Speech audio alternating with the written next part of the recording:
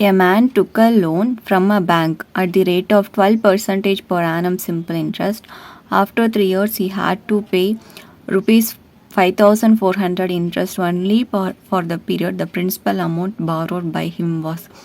என்ன கேட்டிருக்காங்கன்னா, ஒரு பர்சன் வந்து பேங்க்கில் லோன் வாங்கியிருக்காங்க 12% ஒரு இயருக்கு. 3 இயர்ஸுக்கு அப்புறம் அந்த லோன் அமௌண்ட், அந்த பிரின்சிபல் அமௌண்ட்டுக்கு அவங்க வந்து 5,400 வந்து இன்ட்ரெஸ்ட் பே பண்ணியிருக்காங்க. பிரின்சிபல் அமௌண்ட் அவங்க என்ன வாங்கியிருக்காங்க அப்படின்னு கேட்டிருக்காங்க. பிரின்சிபல் நம்மளுக்கு தெரியாது. ரேட் வந்து 12%, டைம் வந்து 3 இயர்ஸ். ஓகேங்களா? ஃபார்முலா என்னது?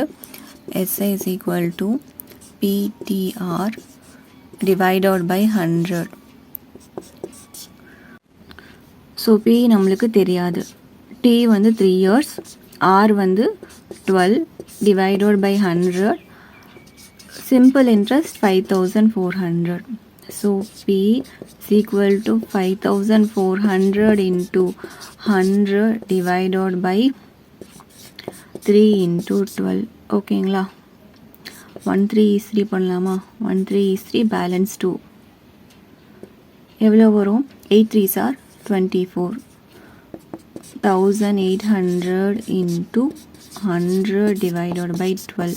6 2s are 12, 9 2s are 18. 900 into 100 divided by 6. 2 3s are 6, 3 3s are 9. அப்போ 300 into 100 divided by 2. 1 2 is 2. 1 2 is 2 வருமா? பேலன்ஸ் 1 வருமா? 5 2s are 10. ஸோ 0. 15000. எவ்வளோ? 15,000. ஓகேங்களா? பிரின்சிபல் அமௌண்ட் எவ்வளோ வாங்கியிருக்காங்க? Principal 15,000. A man took a loan. So இதில் 15,000க்கு லோன் வாங்கியிருக்காங்க பேங்க்கில். ரேட் ஆஃப் இன்ட்ரெஸ்ட் வந்து 12%. ஆஃப்டர் 3 இயர்ஸ்க்கு அப்புறம் அந்த 15,000க்கான இன்ட்ரெஸ்ட் பே பண்ணதான் 5,400. ஸோ இதோட பிரின்சிபல் அமௌண்ட் என்ன கண்டுபிடிச்சிருக்கோம்? 15,000. Thank you so much.